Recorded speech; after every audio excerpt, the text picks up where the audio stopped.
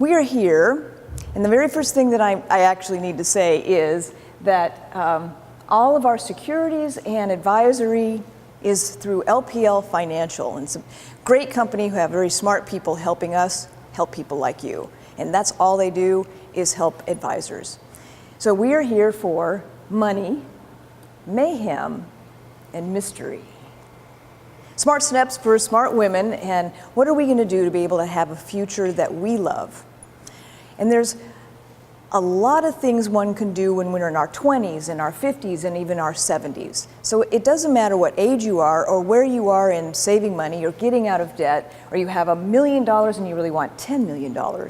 Or perhaps you're just wanting to re-engage with your husband or partner in learning about how they're doing things. You know, because a lot of times the other partner will be just doing everything, not that they're more capable, it's just that that's what they do. So we want to make sure that you get re-engaged, and that's partly what we're going to do. And I did be able to talk with some of you and hear what some of your concerns are, you know, and so we talk about those steps on getting you to where you want to go and what kind of future that you want to have. Now, towards the end here, I will show you an online tool that you could use if you wanted to, right? So if you're wanting to get online and look at your stuff and have a plan, we do have that tool, and I will show that to you at the end. And you know, and I know that I'm not for everybody. So it might be that, you know, you want to find somebody else, and that's good. You need good advice. And it might be that you have to find someone that you trust, someone who has passion, and make sure that they have the knowledge. You don't want to ask your hairdresser about your finances, right? So I encourage you to do that. And I'll also talk about at the end how to sign up if you would like to do that. And we're all here because we want to make sure that when we retire, that we're not having to count our pennies to buy something. Or like this lady, she's 97-year-old and she's homeless. We want to make sure that we're doing the things that we can do right now to make sure we're not like her. Or like this guy, he's actually begging, but he's being honest. He really wants a beer, okay? But we don't want to have, you know, not have freedom with our finances. So why me? Why do you want to hear me? What past do I have? What passion do I have to help women and their finances? And it all started when I was a teenager. We lived on the ranch with my mom, my stepdad, my brother, and we were poor. We were so poor. We had to grow our own food. We had zucchinis this big. I'm not kidding. They were these huge zucchinis. We ate them at every meal. Well, I like zucchini now, but it's taken me a while to get to where I like it. We also hunted for food. And I kid about how we had to eat our cereal with a fork so we had enough milk left over. But seriously, this is when I started realizing that, you know, I was a teenage girl, and I lived on this ranch, and we hardly had any money, and there was this week where there was no plumbing in the house. And can you imagine having to go out to the outhouse? I mean, this thing was this leaning tower of splintery wood and stink. Can you imagine? And one time during this week, I'm sure it was a week, my parents told me it wasn't a week, but it felt like it, my bladder said, "Gotta go potty." I was like, no, and it didn't matter how much I tossed and turned. It said, "You're going out," so I got up, put on my boots, put on my robe, and I opened the door, and there was all this fresh snow out there. And I stepped out, and the snow went into my boots, my feet were freezing, and my breath was freezing into the air. And I remember today, in that moment, I thought, how is it that other people on the planet have enough money to get a plumber to come in? How is it that they can buy pretty much any kind of food that they want? And we don't. So I'm going to find out why that is. And I started doing that. I started reading books. One of them was Think and Grow Rich. It's one of the books that's formed me in how I am today. And the other one was, and there were many of them, but these were the top two for me. I don't know if any of you have read The Richest Man in Babylon. And it's not about being the richest. It's about the knowledge of what you need to do with your finances. You know, I interviewed people. I looked at what Warren Buffett had to say. I said, oh, why don't I figure out who is doing the things that I want to do in the future, and go interview them. And I was surprised at how many of them would take my phone call. Here are these big pillars of the community, taking my call, and not only that, letting me buy them lunch and ask them questions. And I asked them things like, how did you get where you are? You didn't have any money, what did you do? I wrote that down. Then I said, well, if you were me, what would you say I should do? And they told me, and I started doing that. So I went off to college. I was doing really well. I was saving my 10%. I got into marketing. I thought I was going to be a CPA. I don't know if anybody studied to be a CPA, but boy, that's not my personality. So I decided to go into marketing, and I graduated with a marketing degree, went into selling telephones, selling computers and software, and was just doing a fabulous job. And along the way, I met the man of my dreams. We went all over on vacations. We went to camping. We'd go scuba diving. We went ahead and got married after a while, bought a house right out there by DFW because I traveled all over the place. And one day we were with my family down in Cozumel. We were scuba diving. And on the second day, 3 minutes in, Rick, my husband, was indicating that he was having a problem. We don't know what happened that day, but on that day he drowned. And so there I was, one moment with a wonderful scuba diving trip, blue skies, nice fish, and a husband, and the next moment he was no longer there. So this turned my life upside down. It even touches me today. I had to get a lot of help to get me through that. I didn't even want to be here anymore. I had to go to counseling. I went to widow groups. And this is part of how I got this transformation. For about 2 years, I didn't want to be here. But as I went to my counseling and to widow groups, I realized that because of all of the financial stuff that I'd been studying, I was helping them with their newfound predicament of being in a financial situation. And it gave me purpose to be here. So that is how I got transformed into helping others, and that touches me. I'm being able to help widows, divorcees, somebody who's suddenly alone, help them go from being very sad to having some hope for the future and living into a future that they love. Then I was able to, after 2 years, I did go into a Morgan Stanley where they did a training process for me. It was very good. Then a couple of years later, I moved for 5 very good reasons over to Merrill Lynch. And it was a really good training for me because not only was I doing investment portfolios, but I'm doing a lot of advanced planning type stuff, which they had at Morgan Stanley, but just for me and my path, I needed to go there. And on 2008, they became a bank. And I was hoping that that would still be okay for my clients, and I stayed for 2 more years. But 4 of the reasons that I went there disappeared. And I realized along the way that it wasn't good for my clients. They weren't very well served there. That's just my opinion. So I went out and researched other firms. Where should I have my financial practice that will be good for my clients? And I did find LPL Financial, and all they do is take care of advisors. They don't make any mutual funds. They don't make any funds. They're not investing their money in a weird way where they would lose on their balance sheet, like some of the banks did, that you guys might remember from 2008. So I chose them, and in 2010 is essentially when Silver Sail Wealth Advisors was born. We have our own company here, and I can do my own thing for my clients. Along that time frame, I was ready to be married again.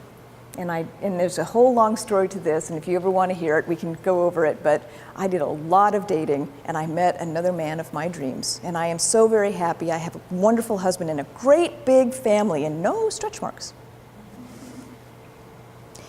As we think about you and your future, You know, you really have it good. You guys have some knowledge and some assets for your understanding that you want to make sure that you're aware of, because you know English. It's very easy to know English when you're brought up here. And I don't know if were you born here? Okay, so you probably understand, you know, in being from somewhere else, coming here, having to learn the culture and the language, and then also the money.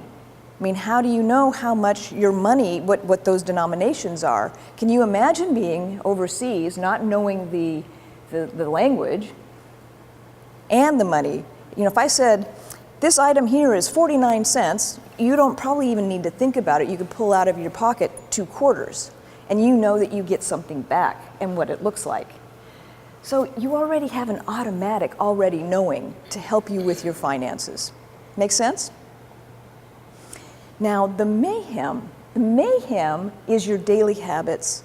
The daily things that you're doing, are they getting you to where you want to go? Do you want to change them?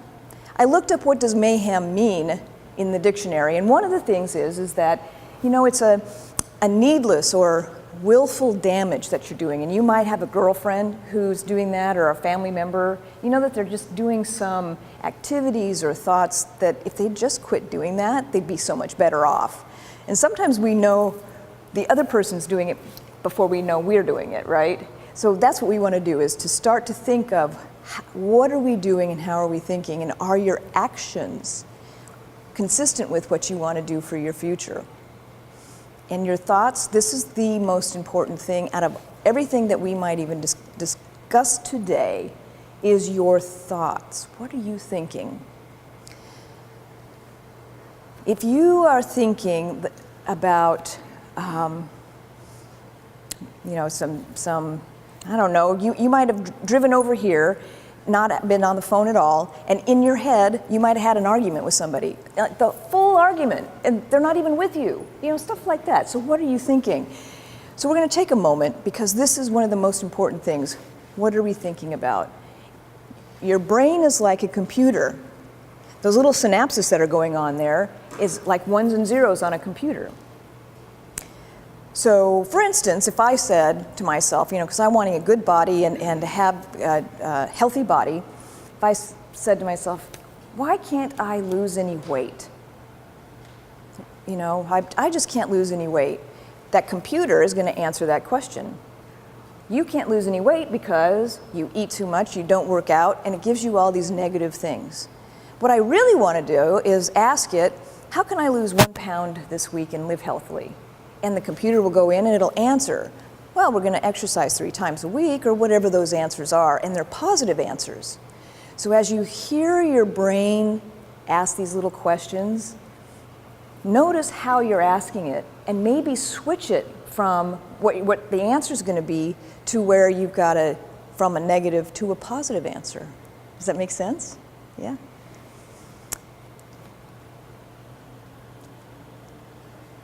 We want to think about what you're thinking about in this presentation as we go through some of the action steps, so that you can be saving enough, that you have a future you love, that you're not spending too much.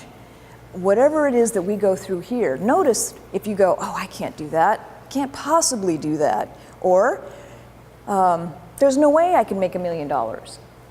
Just notice it, then say to your brain, oh, thank you for sharing. I hear that you're saying that, but I'm not going to do that anymore. I'm going to start saying, what can I do right now? What can I do today in order to get the future that I love? Then you might have another negative thought a little bit later, and you go, oh, thanks for sharing. I'm not going to think that way anymore. So thinking is one of the most important things, and we're going to start right now in thinking well. And you might have some setbacks. You might have some setbacks in how you think about things. You might have setbacks in, it's not your fault, but you have a medical emergency and you have to charge that, and you didn't plan it. Or in my case, I had a heartache, and it took me 2 years to get over that.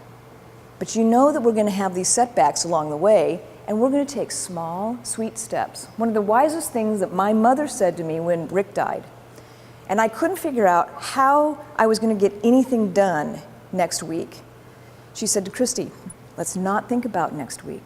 In fact, we won't even think about what we have to do tomorrow. We're going to think about what we have to do in the next hour. And if I was still in a panic about that, she said, we're only going to think about what we're going to do in the next 5 minutes. And I could handle what I'm going to do in the next 5 minutes. So when I'm thinking about my finances, and if it feels too big, let's break it down, and little small steps actually get you there. Because you probably have heard or you know of someone who's been in debt millions of dollars, and they are able to get out of that, and not only that, save a whole bunch more. Have you heard that? Yeah. So you too can do that. I did it. I'm nobody special, and I went from being very poor to having a lot. So I'm someone who can help you if you're in debt to here and you want to get out of debt and have the life that you love, or if you have millions of dollars saved and you want to be able to protect that. I've done that too. So one of the questions you all said to me is, how much is enough? What do I need to have for me and my family? Because everybody at this table might have different wants and needs. You might just want enough for vacations when you retire. You might want, what do you want? What do you guys want for the future? You really have to ask yourself, what do you want for your family? What do you want your activities to be when you are retired? So how much is enough? We're going to do a simple calculation so that you can just say, here is my number. Now, these simple calculations are whatever the amount of money that you have saved yourself, 401ks, IRAs, savings account, checking account, whatever you have saved. Now you're not working for money anymore. That's retirement, or it could be disability, but now we say, whatever that amount is, we're going to take out 5% of that only, so that we might have it last for the rest of your life. Now, it matters on age as well. So if you quit working at 55 and you live to 100, and we're living into our hundreds now, and I might live to be 125, you never know. So it's not just this number, but let's use it to help you pick what is enough for me. So if you think about what you spend right now, are you spending about $4,000 to $5,000 a month? Or just a little bit less? You can do a lesser number, a little bit more. But if you're wanting this kind of a lifestyle, this is a good way to use it as a key for what you need. So we have $4,000 to $5,000 a month. We need $50,000 a year when we retire, so we need $1 million. So we need that $1 million so we can take out 5% and still have some there. Maybe it's growing so that you have enough at the end. So does that make sense? And do you kind of have a number in mind of what you're going to need at the end? Don't worry that it sounds too big. Notice your thoughts. Is that too much? I can't make $1 million. I can't make $5 million. I know some of you are thinking you need $10 million. Yeah. You also have other sources of income, right? So that does factor in as well. But now we want to be able to have that number to know what is enough. You got that, Samantha?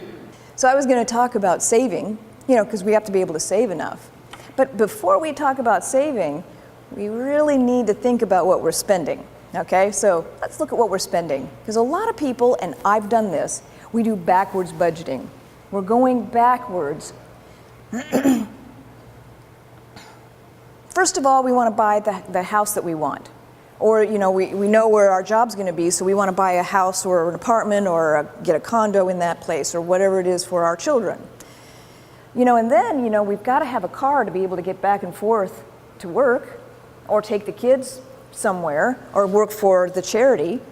And some of us, we just need 4 tires. And some of us, it's got to make me look good. You know it. So then we also want to make sure that we have furniture. We got to buy that furniture. You got to have the right kind of clothes. We're going to be working out, so I need workout clothes. And then that nightlife. And then we also have experiences. We want to go to those concerts, see the movie, all those things. And then you go, what can I save for the future? It might be that you've spent everything and there's nothing there. So I might suggest to you, that's backwards.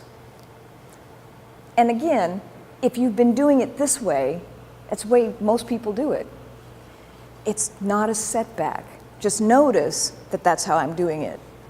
Okay? Now what we want to do is make sure that we are saving for ourselves first. We pay ourselves, out of that paycheck, we pay ourselves first. Because we're worth it, right? Yes. So we're going to pay ourselves first and then spend the money on those other things.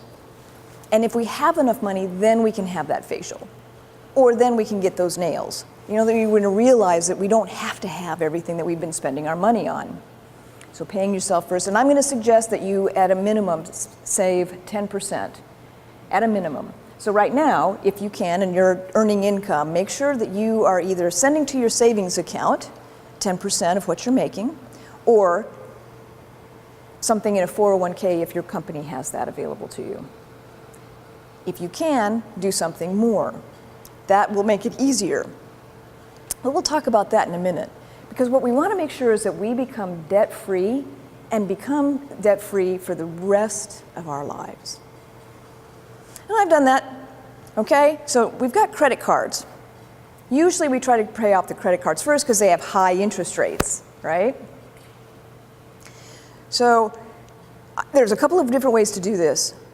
Do you guys have ideas on how you would pay off all the credit cards? The one that worked for me is I made a list. Now writing them down makes you really think about them rather than having them on the computer, but whatever works for you. And I wrote them all down, including when I owed Molly $20, you know, whatever debt I had, and I wrote it down where the smallest one was on the top. And I did pay off everything, pay every month.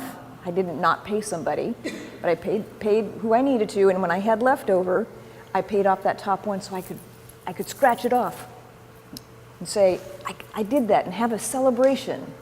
And then I would pay off the next one. Now I know that because there was high interest rates, I was probably paying a little bit more on those higher ones with bigger number, but being able to celebrate had the momentum, and I was able to pay off all my credit card debt. And all debts out there besides a mortgage. There might be a good reason to have a mortgage, so I'm not counting that. I don't have a car payment. I am totally debt-free in that regard. And paying off the credit card debt is one of the most important things to do. I've also heard just paying off the one that has the highest interest rate first. Go ahead and pay that one off as quickly as you can. Celebrate. And that way you will pay a little bit less in that interest, right? So,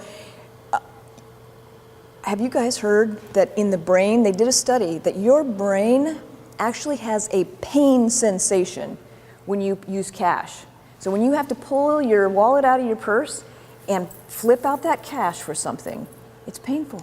Especially if you look in that and you go, I have $2 left and it's Wednesday. I have $2 to get me through Friday. That is painful. And with that dang credit card, Samantha told me, yes, when you swipe that card, there is a pleasure feeling. And that's partly why we get into trouble. So if you can, if it's possible, cut the cards up, cut them up. I had a girlfriend who put hers in the freezer. It was just not in her purse. I don't suggest putting your card in the freezer, but that's what she did, and it worked for her. So, you know, whatever you can do, but try to use get enough cash out for the week, and then only spend that cash. Try not to put anything more on the credit card if possible, and that is a step how we're going to keep ourselves debt-free for the rest of our lives. Some people say to go ahead and pay down, or you can move some larger debt into a lower interest rate. That can make it go faster. And we want to make sure that we are saving for the future. So we have after-tax dollars. If you think about your paycheck, how much is that? And what is that take home that you have for each month? And we want to make sure that we have 3 months of that. We want to talk about making sure that you get debt free, but also to have emergency funds. And why do we want to have emergency funds? Well, if you, for some reason, lose your job, have a medical problem, you have to find a new job, you want to make sure that you can obviously pay the rent and pay the utilities, et cetera. So it's really important to have that. As well as if you're going to have to find a new job, if you have about 6 months, instead of having to find a job right away, you will be able to take your time, negotiate, turn down something that's not good for you. So having those emergency funds is important. Now let's look at savings. We've really talked about spending. We've decided how much money we want to have there. We want to make sure that we are, talking with our spouses about what we need at the end. We want to talk with them about how we are saving and what we are spending on. This was how it was taught to me, and it really helped my brain. So when we're talking about savings, we said, let's look at a checkerboard or chessboard, however you look at this board. It's 8 across and 8 down. And if we think about on the very first square, we're going to put out $1. And then on the next square, we're going to have our money double. So have you guys heard of this? So we're going to have our money double. So on the first square, we have $1. And then on the second square, we're going to have $2. So then on the third square, if we double again, we're going to have $4. So again, we're talking about your savings. So the dollar can be $100. The dollar could be $100,000. It's just talking about doubling. And we're talking about here you are in your savings account or in your investment account.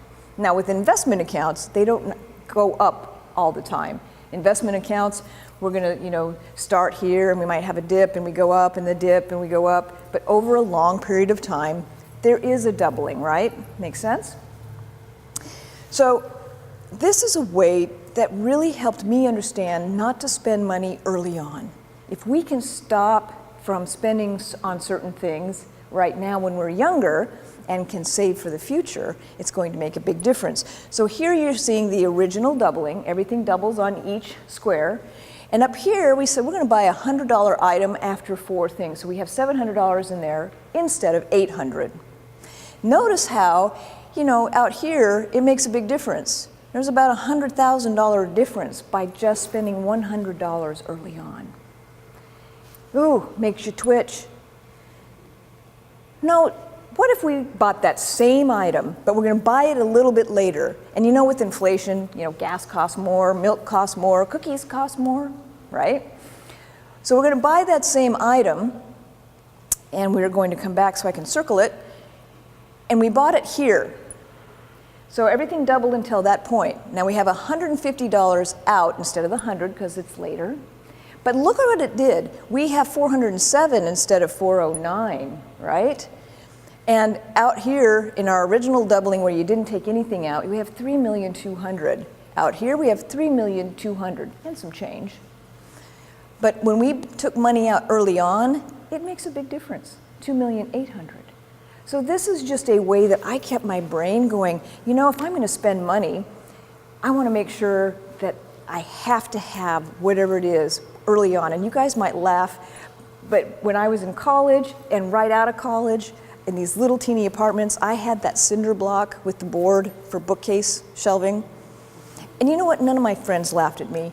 They were buying the big cars and going on vacations, but they didn't laugh at me. They came over. They were fine.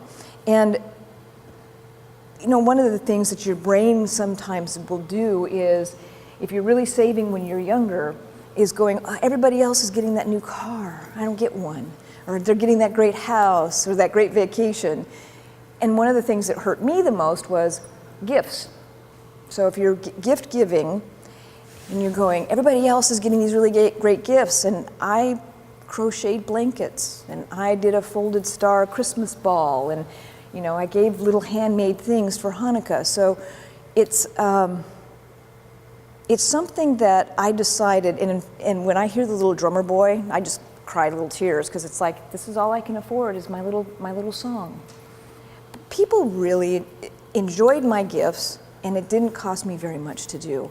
And now that I'm sitting here now, I think that it made a bigger impact to them, that I just didn't buy something for them. So I'm hoping that these are some of the things that you can have your thoughts help you in living a life now that you still love, yet saving for the future and letting this doubling happen. We want to have this, when you're young, that money going in. And how is this doubling happening? Mostly, we're saving our own money, and it's going in. It might be getting some interest, and these days it's a little bit of interest versus where we used to get 7 and 10%. So it might also be invested. So you might have some investing going on, and that's how this doubling is happening. Now, how can we get even more money in? especially when we're younger. Well, we want to make ourselves more valuable. So that might be reading some books, going to night school, getting a master's degree, but making sure that the money that we spend on this is going to bring more value to your employer so that you can negotiate with your employer that you get more money. Or in my case, I'm bringing more value to my clients, and so I get more clients and more money. If you're being somebody who works in the charity, you can work on being more valuable to your charity. You probably didn't start as young as this young lady, and that's okay. Starting right now does it. And it's not a setback. Wherever we are right now is where we can start. Again, millions of dollars people have had in debt, and they filled that hole and saved up enough for their future. So no matter where you are, you're in a perfect place. One of the fun and easiest ways to get free money, as it were, is to, if you have a job at a business that has a 401k where they match, please, if it's possible, put in a contribution to where they match. That's free money. It's free money from heaven.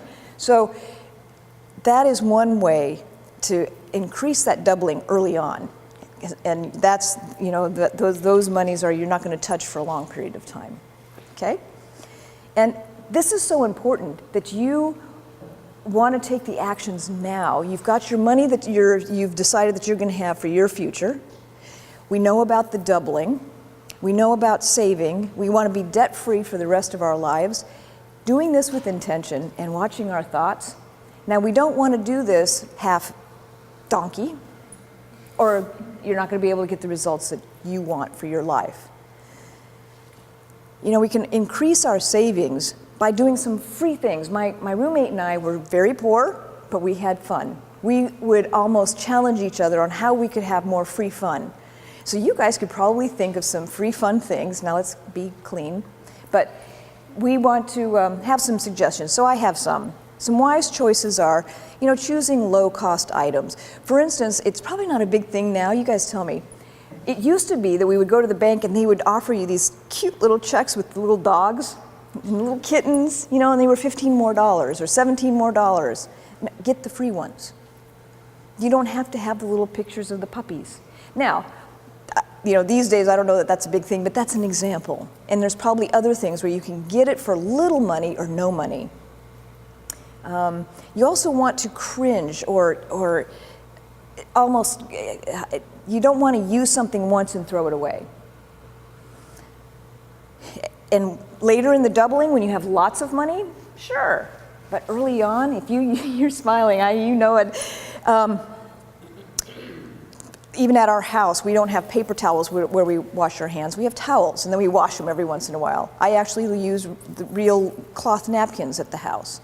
So anytime you use, every time we use a paper plate, I go, oh my gosh, it's like putting food on a $5 bill and throwing it all away. After I ate the food, of course. You know, some other wise choices in these days, there's these little 99-cent little thing on the phone. It's only 99 cents. It adds up. It adds up quickly. It's only 99 cents. I even taught my grandchildren not to throw the little pennies or quarters or whatever in the wishing well. That's money that we need to have to double. And they got it. They got it. So 99 cents makes a big difference. How about getting movies from the library? We are getting all of our movies from the library now. Now, you might not get the one, you'll be able to talk to everybody about the one that just came out, but these days you can almost get one 3 months out and still be in the conversation if that's really important to you. But boy, those movies these days, it's like you have to borrow money to go to the movies, especially if you get that really good food, right? Man, in North Texas, used clothes rock. I know a place, if you're wanting some like nightlife kind of place, I think these ladies have never worn these clothes. And you're getting like 90% off what you buy them at the big store. Now, if you're watching this video, you might have other places that you're going to have to find. Like when I was in Colorado, the used clothes were, well, you couldn't quite see through them, you know, but that was back in the day. I think these days there's some pretty classy places, no matter where you're living. Going back to the old fun, let's have dinner have girlfriends over, have couples over, kind of challenge each other. Why not do the food challenge that they do on the food networks, right? And how about bringing in that movie from the library? So those are just some of the examples I could use that I wouldn't be too embarrassed about what my girlfriend and it was funny what we did. That was funny. And if you're not doing these right now, again, this isn't a setback. This is just, oh, I'm noticing what I'm doing now, and I'm going to do something for myself in the future. And in Texas, this is really great. In Texas, there's no income tax here, so you get the choice to save the money that you're getting in your paycheck. I lived in Portland, Maine for a while and worked in that, the Massachusetts, Maine area. They had so much local and state tax. After the federal, local, state tax, I only got half of my paycheck.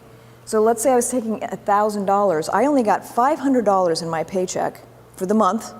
Then I had to pay myself, because that's what I did. And then I had to live off the rest. And it's expensive up there. Living in Texas is great, or another state that has no income tax, because then you can choose to put it in where it's doubling. It's getting down on that eighth thing, on the 9th, 10th. Then if you want to buy something, yes, there's tax here, the 8 1/4.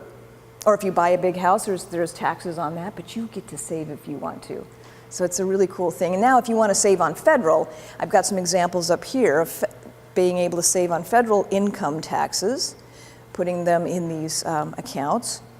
And I actually have a seminar around this specifically. So I'm not going to touch on this with lots of detail. So what's next? Our next seminar is coming up April 20th, right? April 20th. We are going to do eating your cake and having it too. Now this is where we're going to be able to save, we're going to have the possibility of saving some money, being able to have it compounding and pull money out later and having it grow back to at least where it was before. That way you can have your cake and eat it too. We will also, in the future, have the ultimate steps for protecting your IRA from creditors, divorce, and gigolos. Now, you guys probably know somebody, an older woman, who is now alone for whatever reason, and she has lots of money.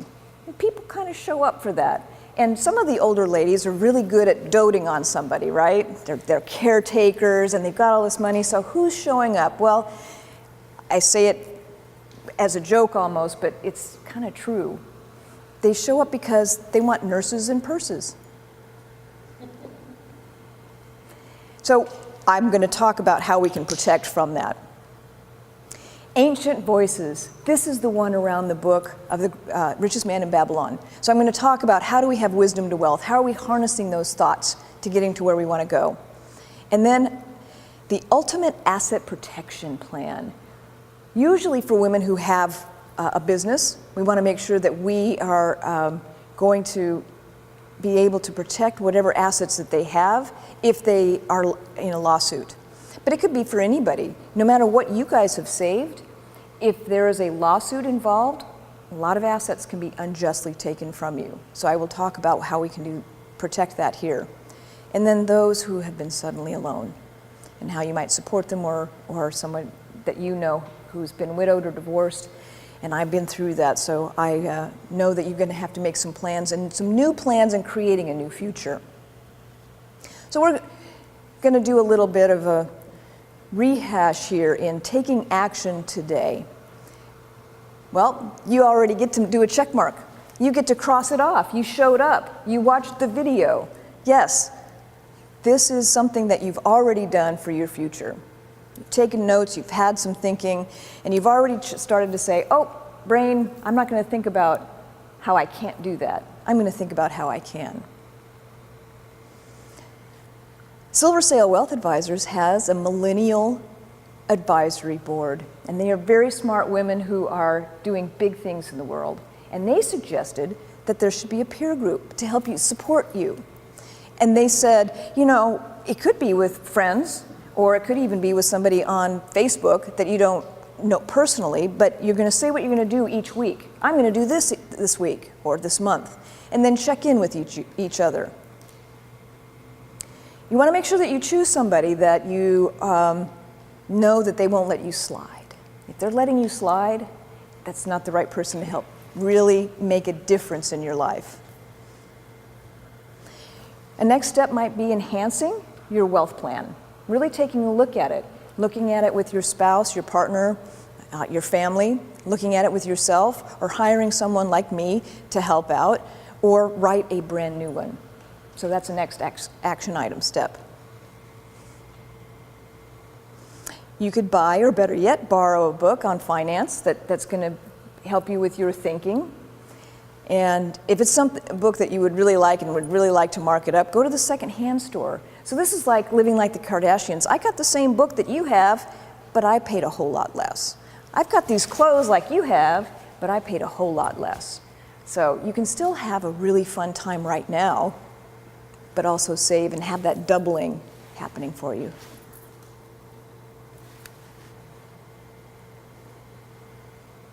You could sign up this evening even, or you can go to my website at silversalewealthadvisors.com and email us or call us and set up a time for me to help out in some coaching, whatever it is that you're needing. And this is for you guys. So here you are. This is your future. Is this you on your vacation swinging between the palm trees? Is this your retirement?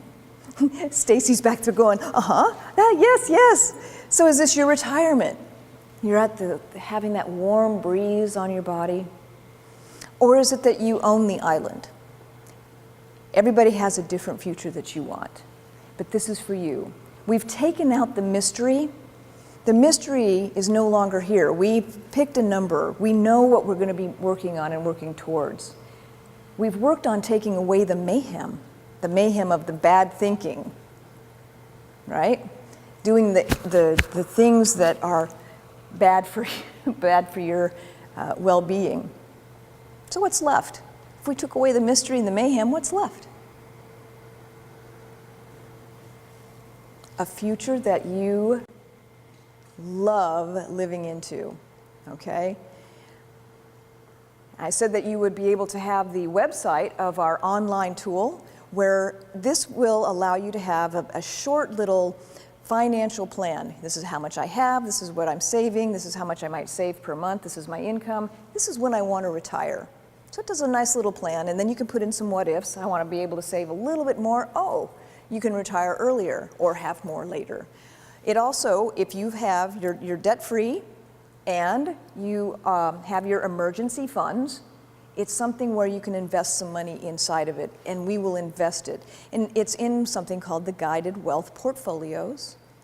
And I've nicknamed our Guided Wealth Portfolio, which is also called a robo-advisor, and I've named her Stella. She is your guiding star for your investments. So Stella is available right now. You can log in and start right now. Nobody's going to be looking at your stuff. It is secure, it is safe, it's not going to be out on the internet. And at this point, I'd love to tell you a story, and it's very pertinent for what we did here today. And this is a story that it's LPL's Chief Investment Officer, Bert White. So Bert White told me this story about his daughter.